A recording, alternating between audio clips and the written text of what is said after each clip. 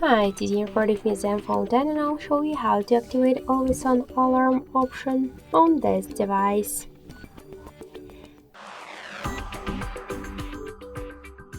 So if you want to use the always on alarm option, the always on alarm means that when your device is turned off, the alarm will just activate it. So just to turn it on, we should open the clocks section, the clocks application.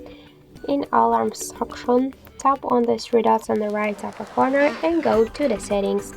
Here scroll down and you'll see always on alarm switcher.